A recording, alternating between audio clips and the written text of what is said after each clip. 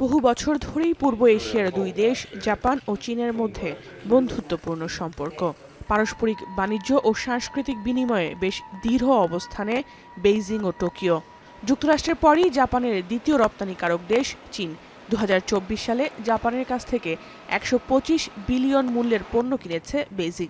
অপরদিকে Tokyo 152 billion মূল্যের চীনা পণ্য কিনেছে, যার বেশিরভাগই যানবাহনের যন্ত্রাংশ ও মেশিনারিজ। এছাড়াও প্রতি বছর বিপুল সংখ্যক চীনা পর্যটক ঘুরতে যাওয়ার জন্য জাপানকেই বেছে নেন। 2025 সালের প্রথম 9 মাসে চীন থেকে জাপানে যান 75 লাখ পর্যটক। পর্যটক ছাড়াও পড়াশোনার জন্য চীনা নাগরিকদের অন্যতম পছন্দের দেশ জাপান। দুই দেশের বহুদিন ধরে চলা মিত্রতার এই সম্পর্কে এবার চির ধরেছে। নভেম্বরের শুরুতে জাপানের নতুন প্রধানমন্ত্রী সানায়ে তাকাচি পার্লামেন্টের বিরোধী দলের প্রশ্নোত্তরে তাইওয়ান নিয়ে চীনের বিরুদ্ধে উস্কানিমূলক মন্তব্য করায় মূলত দেখা দিয়েছে বেইজিং ও টোকিওর সম্পর্কে টানাপোড়েন। তিনি বলেন, চীন যদি তাইওয়ান আক্রমণ করে তবে আত্মরক্ষামূলক বাহিনী দিয়েও প্রতিক্রিয়া দেখাতে পারে জাপান।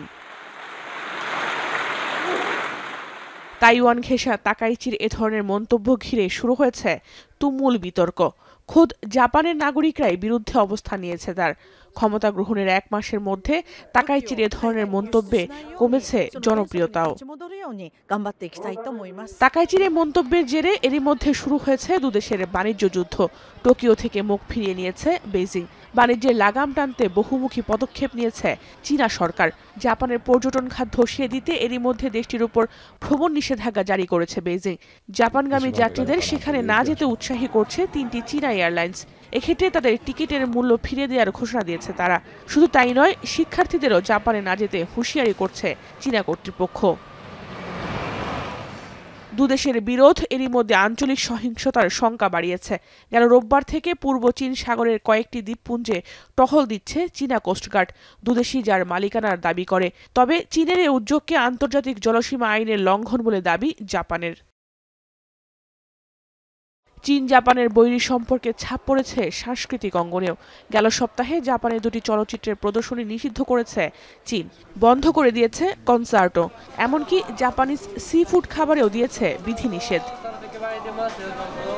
টোকিওর সঙ্গে কেবল বাণিজ্যিক সম্পর্ক ছিন্ন করেছে বেইজিং তা নয়, এরই মধ্যে দুদেশের কূটনৈতিক সম্পর্কেও বেশ অবনতি হয়েছে। গেল সপ্তাহে জাতিসংঘ নিরাপত্তা পরিষদ অধিবেশনে জাপানকে এর স্থায়ী সদস্য হতে বাধা দিয়েছে দেশটি। জাপানের নতুন প্রধানমন্ত্রীকে চাপে ফেলতেই চীনের এই কৌশল বলে মত বিশেষজ্ঞদের। Troubled the Chinese. They felt that she would be a short-lived prime minister, an unsuccessful prime minister, but with this successful foreign policy outing, I think they felt that it was an important time to start putting pressure on Japan.